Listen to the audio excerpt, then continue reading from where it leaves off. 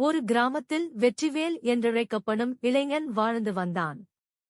அவன் சுறுசுறுப்புக்கும் தைரியத்துக்கும் பெயர் போனவன். ஆனால் அவனுக்கு ஒரு கெட்ட பழக்கம் இருந்தது. அவன் எல்லாவற்றிலும் அவசரப்படுவான். எந்த வேலையையும் நிதானமாகச் செய்ய மாட்டான். ஒருநாள் கிராமத் தலைவர் வெற்றிவேலை கூப்பிட்டார். வெற்றிவேல், நீ மிகவும் திறமைசாலி. ஆனால் உன் அவசரம் உனக்கு ஒருநாள் சிக்கலை ஏற்படுத்தும். நீ நாளை காலை இங்கிருந்து மேற்கே உள்ள மலை உச்சிக்குச் சென்று அங்குள்ள ஞானி கொண்டுள்ள தங்கத் தாமரையை என்னிடம் கொண்டு வர வேண்டும். ஆனால் ஒரு நிபந்தனை, போகும்போதும் சரி வரும்போதும் சரி நீ தரையில் கால் வைக்கக்கூடாது.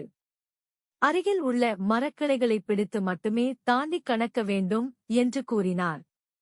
வெற்றிவேலுக்கு இது சுலபமாகத் தோன்றியது. இதில் என்ன கஷ்டம்?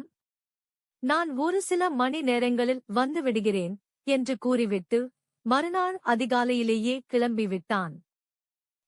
அவசரமாக ஒரு கிளையிலிருந்து மற்றொரு கிளைக்குத் தாவினான்.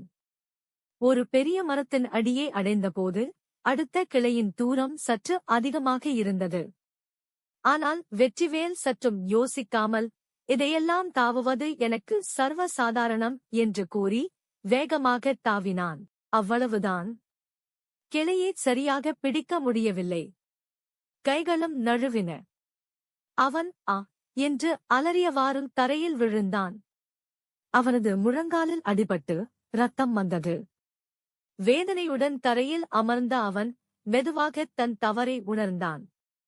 நான் கொஞ்சம் நிதானமாக யோசித்திருந்தால் சற்று பெரிய மரத்தைச் சுற்றிக் கூட போயிருக்கலாம்.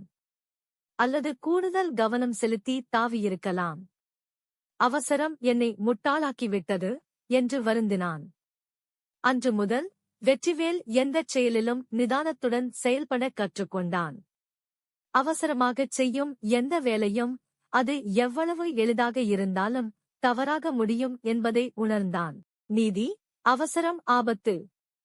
ஒரு செயலைச் செய்வதற்கு முன் நிதானமாக யோசித்து செயல்படுவது அவசியம்.